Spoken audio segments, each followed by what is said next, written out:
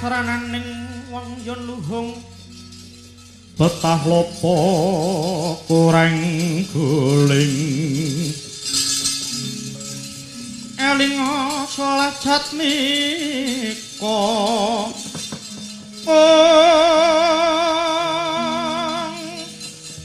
yen wacana kudu manis murih sing seming sasama samane manungsa sami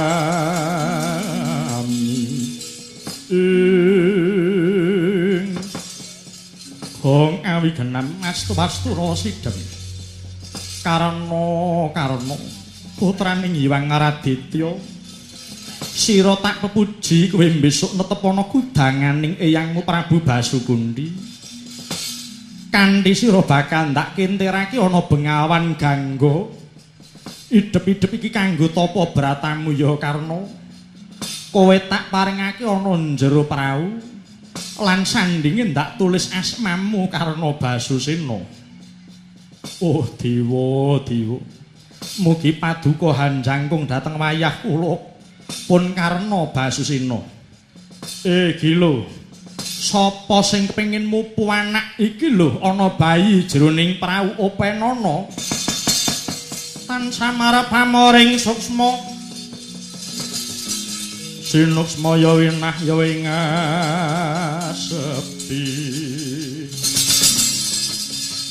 sinimpen telenging kalbu wata kaya mangkono Resi Durwasa wis maringaken jabang bayine Sang Karna ing mlebeting prau ing sisihipun pinaringan seratan asmane Sang Pekik mangkono giya kakintirake urut ilining toya bengawan gangga sakelining prau nyarengi moksane Sang Resi Durwasa.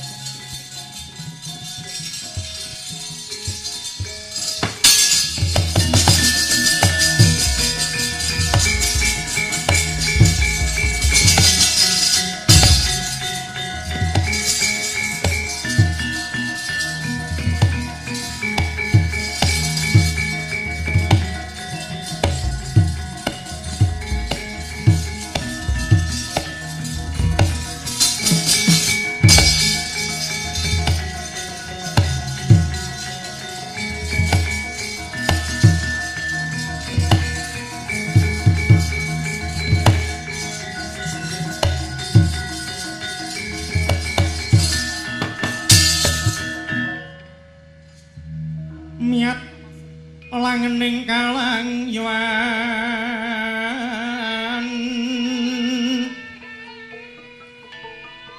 agelar pandam muncar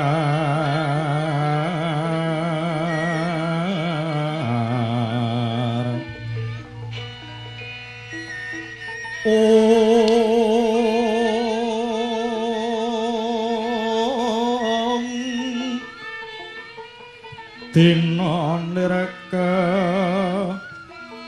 konan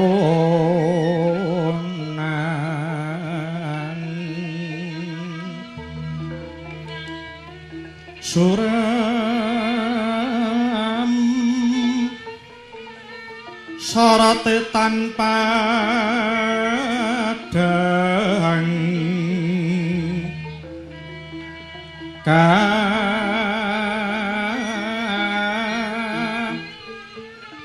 sor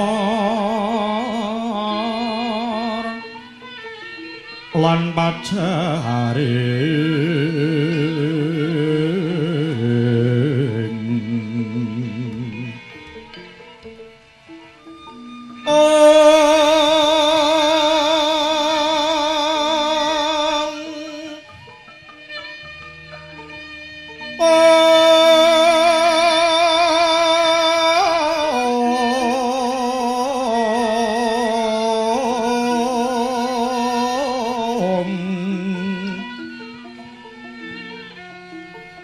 purnaming gegana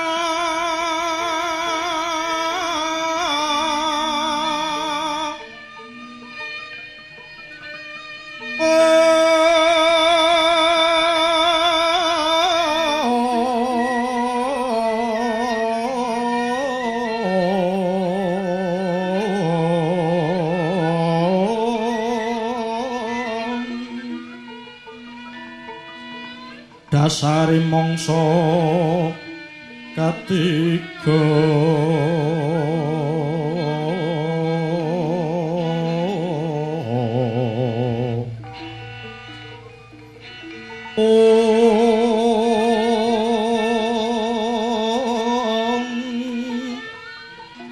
himoha nawang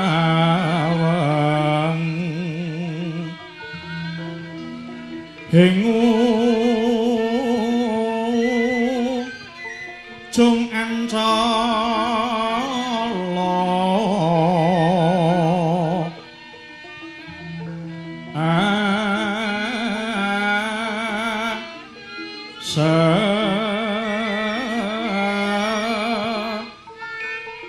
nen karya wigena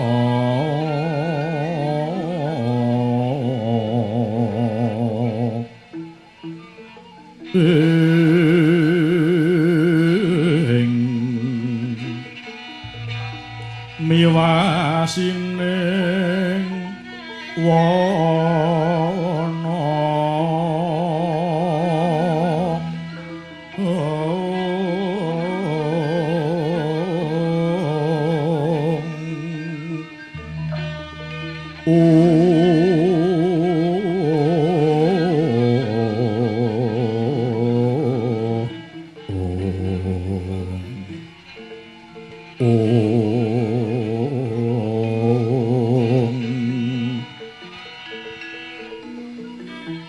waraksa gung tinunu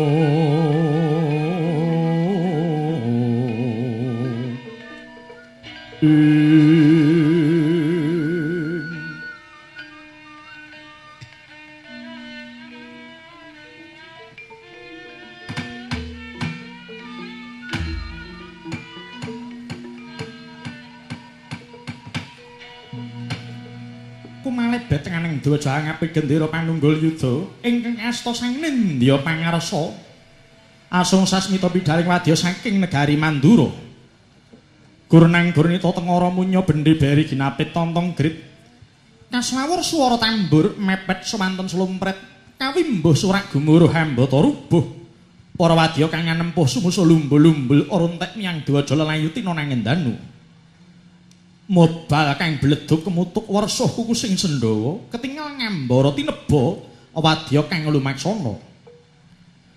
Miyat tanpa wicalanake madya gumala nganut agemanira sowang-sowang. Ingkang busana abang urmagang ngembat watang, umiring kang busana kuning tanggap tangkeping curiga, kang busana kresna ingkang busana pethak wis srigak hangasta tumbak. Barisan gada wis yoga nitih turangga ingkang kajibah baris panah dadya pamunah nulya sawiga nitih gajah.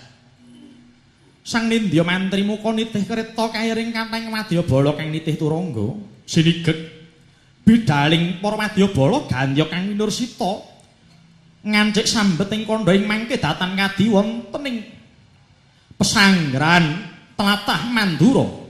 Lamun Cinandra panyayah gajah pedhot saking wantilan.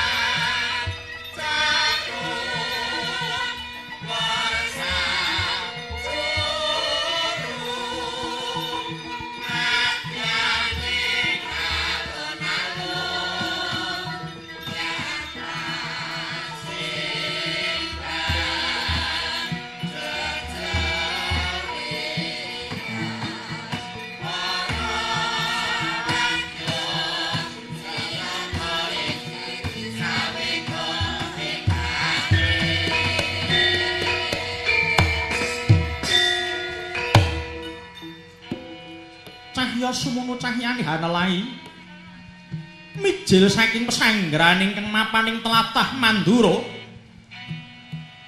Hanaratas ijeming gegodhongan kang sarta wreksa gung bebanjengan jajar-jajar hangayomi sela gilang kekalangan. Lebang kang miring peperangan pinapat madhasuri minangka kinancing anjog ing talundagan tinunda-tunda ing lir sinandhi.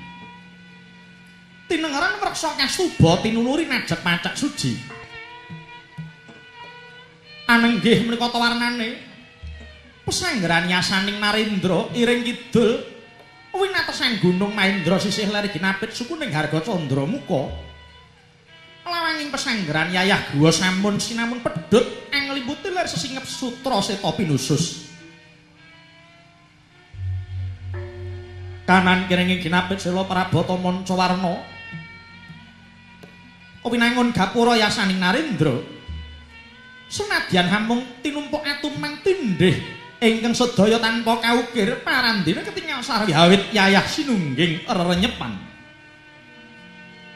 labet baut kang meranata satemah runtut urut urate kanang sila tinon saking Mandrawa Pindha cinawi-cawi cagek puspita lamun hang langkungi sela-selaning pilar watu ngapur ngambah Sela Kresna winangun talundagan manghayat tumurun pinagaran tebing tetebengan renengga gambar buron wana ingkang nedhang kurda loro mangsan saking pintere kang nyeret petane kewan ing kono kaya bisa golek pangan dewi-dewi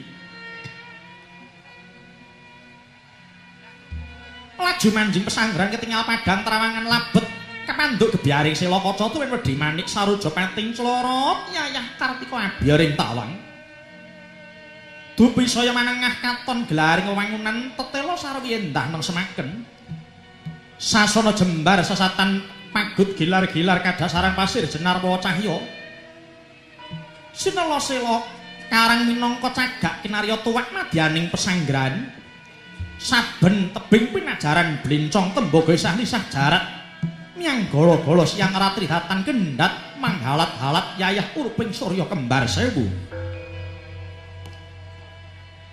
ingkang mapaning pesanggrahan inggih menika Narendra ing Tawang gumiwang jejuluk Prabu Mandraspati lenggah bergagah ing ngadhep pepatih kang apais diyu inggih Kala Gambira Muka ing wingking datan kantun Kilurah Togog Teja Mantri dalah Kilurah Bilung Sarawita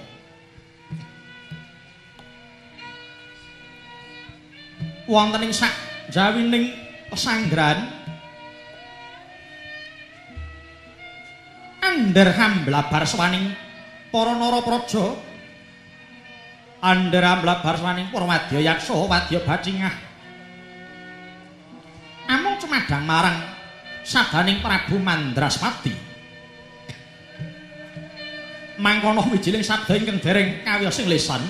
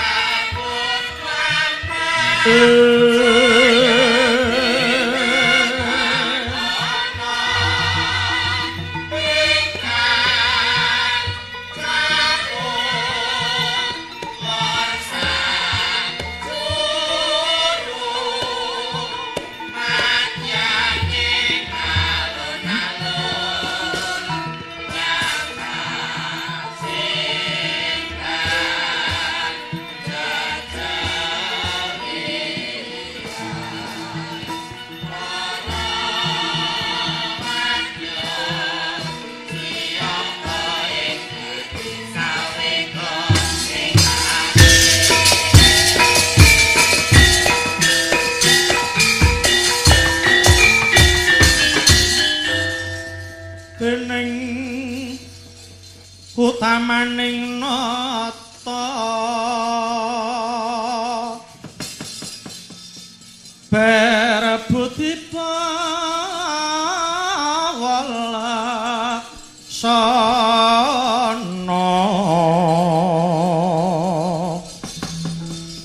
lirik berebut mangkono lila gawahing driya agung denya paring dana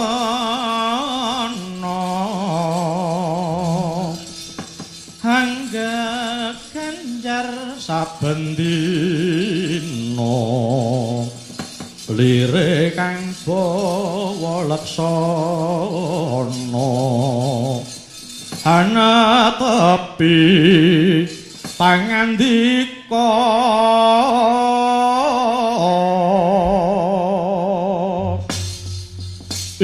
mengko patih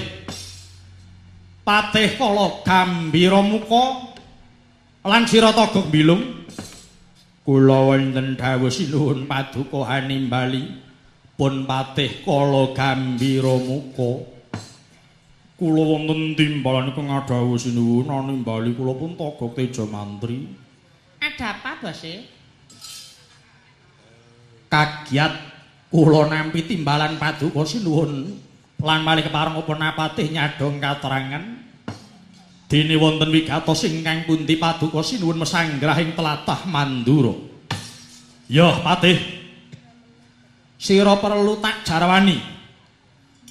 Mulane jeneng ingsun nganti mesanggrah ana tlatah Mandura iki ya mung beteke nggonku kepengin sowan ana kraton Mandura saperlu bakal nglamar Sekar Kedaton Mandura putra Sang Prabu Basukunti kang sesilih Kunthi Talibrata. Waduh sinuwun. Kula nderek bingah dene paduka sampun anggadhahi krentek kepengin palakrama kaliyan putri Mandura. Nggih sinuwun. Kula ugi nderek bingah paduka ngasta pusaraning praja ing Tawang Gumiwang pancen dereng anggadhahi prameswari. Mila sampun trep menawi paduka badhe ngayunaken putri Mandura. Para nyata Gok nadyan praja Tawang Gumiwang kuwi wis kuncara. Ya sabab saka kasil wulu pemetu saka praja Tawang Gumiwang kang awujud candu lan apiyun. Nanging saya kuncara meneh lamun jeneng ingsun bisa nggarwa Kunthi Talibrata. Hawit ingsun wis mireng kondange bab ayune si Kunthi Talibrata. Dasare dheweke kuwi wanita kang besuke bisa nyembuh wibawaning wong lanang. Mula durung lega rasane atiku lamun durung bisa nggarwa marang Kunthi. Teh. Kepareng matur. Apa bilung? Ngaten nggih, Bos. Ampun jagake banget-banget. Ampun jagake nek sampeyan iku kepengin garwa putri Mandura. Awit nek nganti keduren ling angkah, nek nganti ora dadi malah saya stres. Kok ngono, Lung? Iya no. Kowe ngerti dhewe ta? Mandura kuwi nggone wong alus budayane. Mangka nggone dhewe iki wong geradakan. Gampangane wong Mandura ki yen pethuk wong wadon mesti takon, "Asmane sinten, Mbak?" Daleme pundi? Ngono. Beda karo nggone dhewe. Pethuk wong wedok, "Pira, Mbak?" Ngono. Beda. Kuwi lagi nggon ngluruhi wis geseh. Lah iya. Ora tertib. Heeh. Apa kuwi? Lah iya.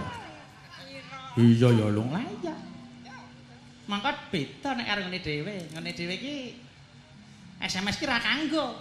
Weruh parani. Pethuk pira, Mbak? Ngono kuwi mesti. Lah iya.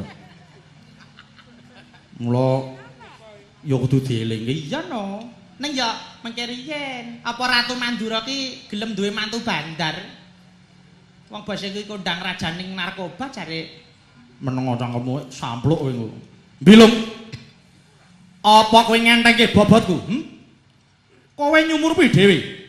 Jeneng ingsun ana kraton Tawang Gumiwang akeh para wanita kang kepengin tak pundhut garwa. Akeh wanita kang gugak ngangunggah-unggahi aku ning aku ora gelem. Hawit kan tak tuju mung Kunthi. Apa ora rumangsa bejo si Kunthi, aku gelem ngalah nglamar dheweke. Nggih ampun gegeden rumangsan sik to. Aja GR sik. Nggih akeh panglamar sampeyan ning Praja Tawang Gumiwang. Lah ning rong mesti nek wong wedok Tawang Gumiwang ki setya tuhu kalih panjenengan ki rong mesti. Mula mengke tinimbang sampeyan niku nglamar Kunthi kewirangan, malah engko manglamar tangga kula mawon kek pripun? Tanggamu? Beti kae. Oh. Pun Beti niku manglamar, malah wis isi. Lho ya ta? Ora usah rekoso-rekoso gawe. Sapa Lah ya Beti. Oh sing ngiseni ya dapurmu. Lho lah iya mbok menawa sinuwun ki gelem ngopeni turunku ra. Dapure ngono kok nawake. Kepareng matur sinuwun. Ya kepripatih? Ing mangke manut pengabaran ingkang kula tampi, kathah para raja Narpati ingkang sami nglamar Dewi Kunthi malah rawuh paduka menika dawah kantun piyambak. Monggo ing sakmangke negari Mandura wonten sayembara pilih sinten ratu ingkang dipun pilih Yayu Kunthi inggih menika calon jatu kraminipun sinuwun. Kagiat risang kapirangu ore nangkul kinempit kempit doh sangrep naning bawana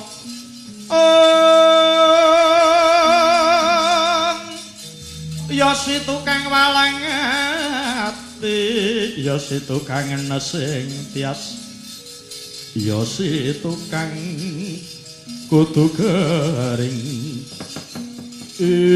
wela dalah keparat jebul aku tiba keri teh kula wonten dawuh kareben ketok lan kondang asmaku aku ora bakal ngleboni sayembara malah kepara aku bakal nembung ijen padha ijen kelawan Ratu Mandura entuk ora entuk Kunthi tak jaluk wis ngelmune copet iki dinggo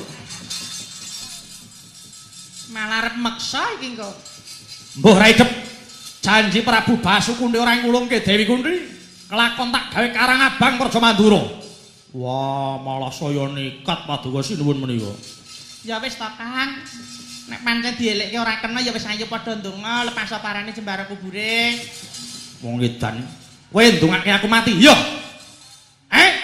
mboten kowe ngentengke bobotku wong Mandura apa ana sing mapaki marang kasetenku lho mengke riyen ambak wong Mandura niku wong alus nek gelem temandang alah sampeyan niku napa nun sewu lho niki nah sampeyan niku ngidak pendenge ora telek cangkem iki nek omong di kae piye ngidak telek ora pendeng oh iya ya nek telek ajur lambene ngomong waton gambleh wae nek nggih mengke sik budale niki wadyabalane tesih sami dahar ditunggu sik ora mangkat saiki ora ngenteni sik nek prajurit iki nek diangkatke nek ora diseni ya engko ndak kendho ning dalan ha iya kudu kuwi iya iki mumpung eneng iki sego pegel pecel ora nanging aku tetep bakal gawe iki Srana Mandura janji Prabu Basukunti ora ngulungake tak gawe Karang Abang budhalna wadya kawantih nulungisaken gawe sinuwun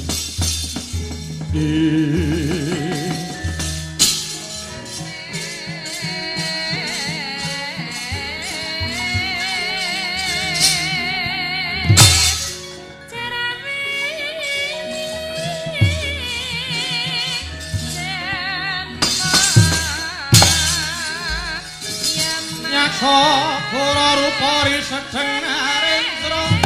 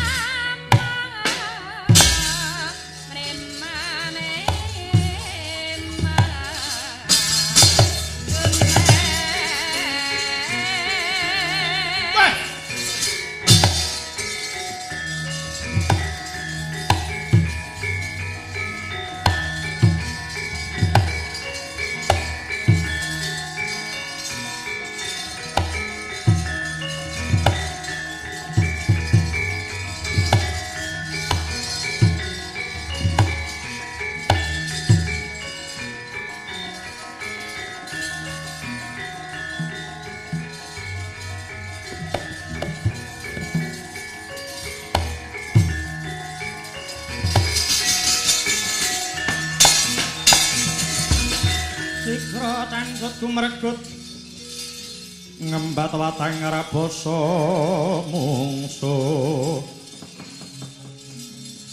sangkep cocok kantaran bau sayekti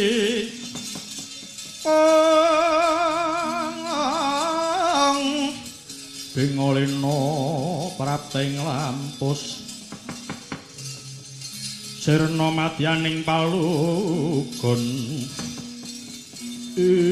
welah dalah durung nganti aku munggah marang Siti Inggil Praja Mandura kepapak menungso nganggo sandangan kaprajan wangune iki Sentana Mandura ngaku sapa kowe ya ngaku jenengmu sapa iya Kisanak ngaku kowe sapa ngendi lan ngendi kang dadi pinangkamu wah parat dalan rupak lumo kedisikan aku iki gegaman saka ing Praja Tawanggumiwang kekesete Gustiku Prabu Mandraspati pangkatku Tumenggung aranku Tumenggung Prawira Sandi Tumenggung Prawira Sandi para nyata sing mburi kae sapa kae sumahe ora jamak ora ning apa-apa kok guyu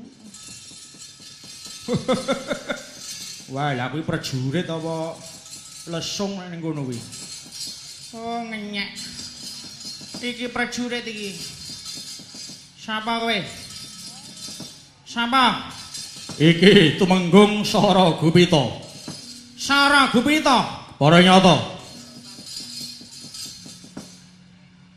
kowe takon aku ora ora lho kok ora ta ya Mbak tekan nata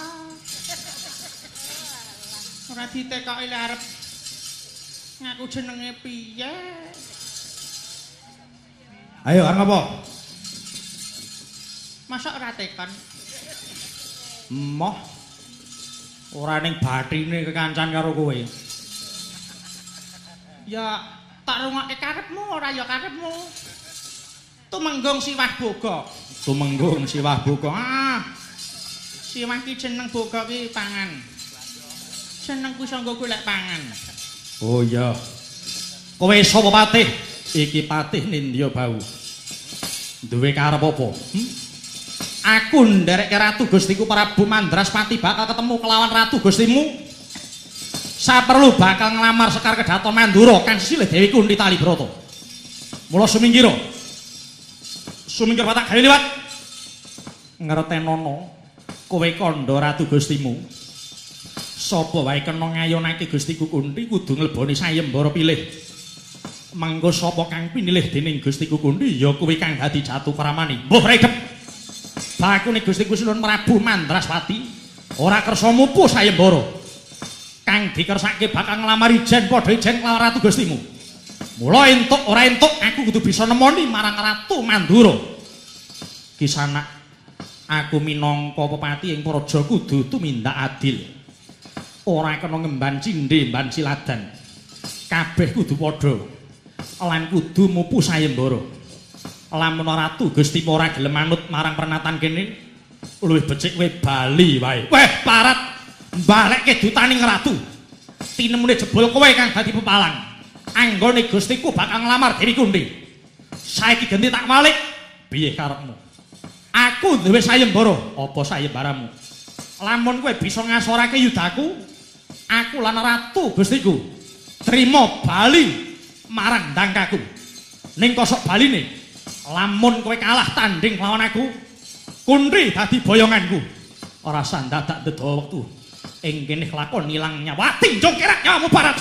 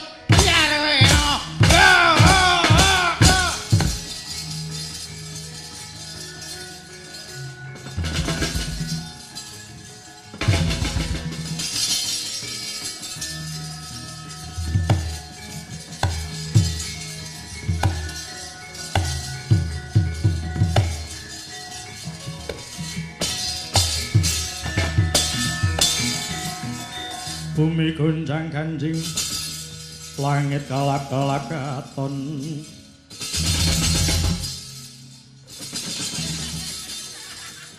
Lir kincanging alis. Wong banyake kok mundur. Piye mbiluk? Lagi ngaten niku wau. Nggih niku. Suhune dhewe nggih ngaten niku. Alah ya. Ayo. Piye, Mbah? Mula nek ngombe ijo akeh. Wah. Ra genah. Weteng wis arep nyebles barang ae masa ngombe ae. Wes dimareni. Heh.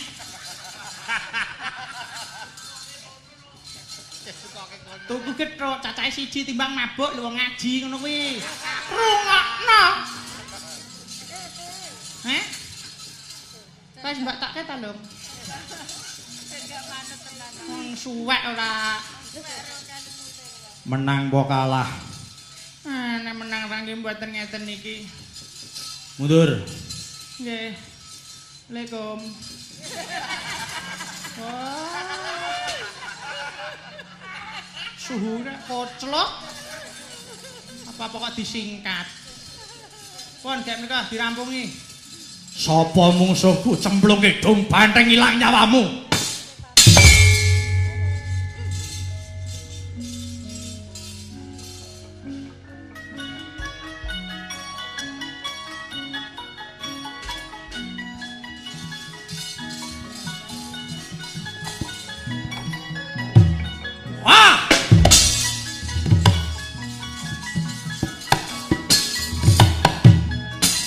Sokro kiri-kiri. Oh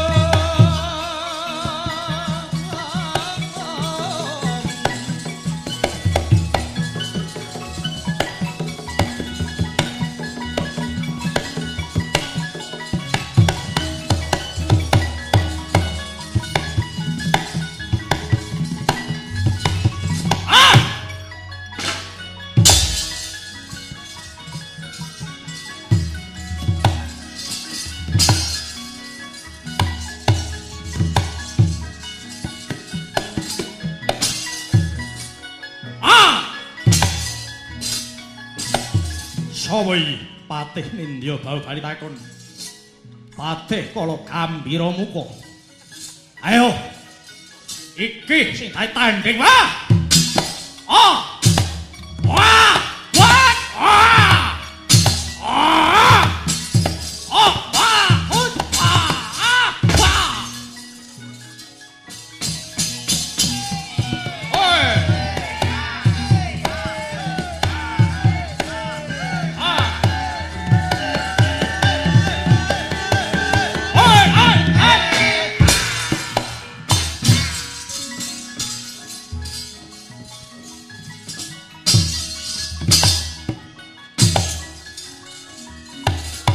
Oh! Wah! Wah! Oh! Oh! Wah! Wah! Wah!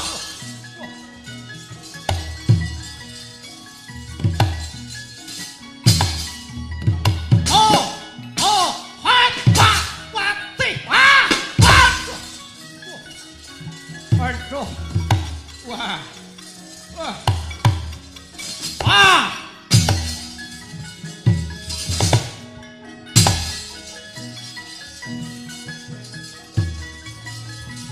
Oh! Ah! Ah! Ah! Wah! Wah! Oh! Ah! Wah!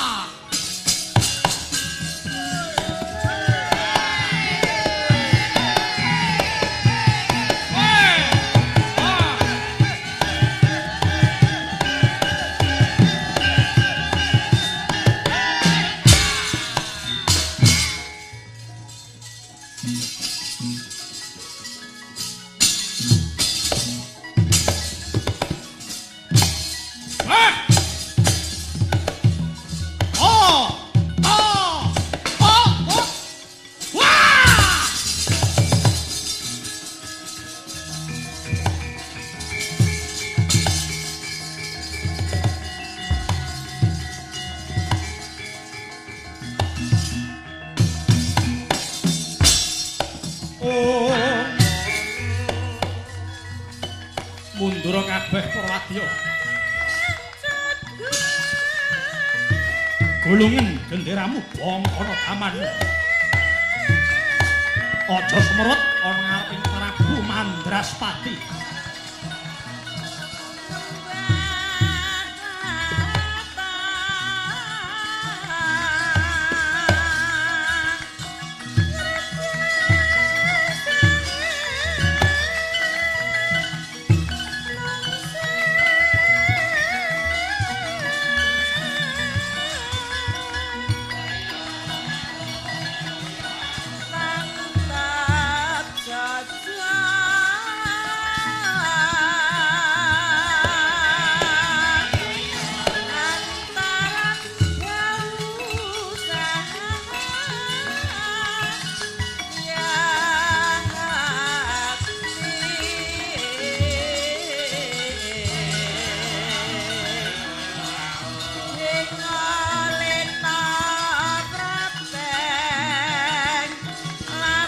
Bengalena Prap ning Lampus.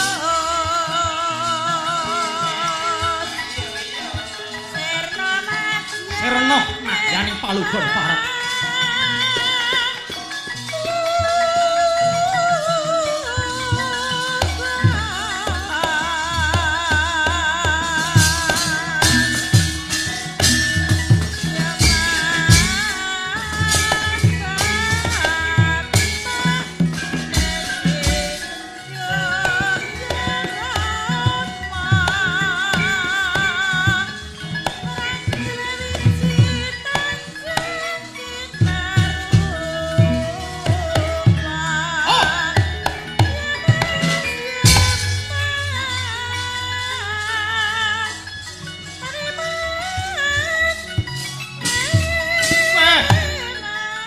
Sapa iki? Arya Prabu bali takon. Prabu Mandraspati. Njaluk kuntri kudu mleboni sayembara ora sudi. Nganti ora tok ulungke ing kene marganing pati cobane. Ah! Wah! Hot!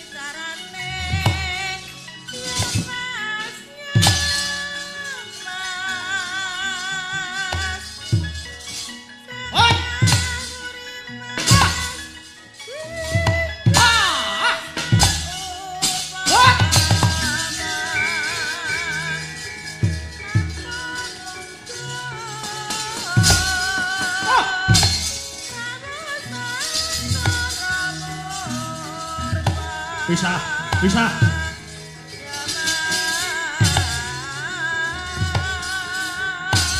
Bisa.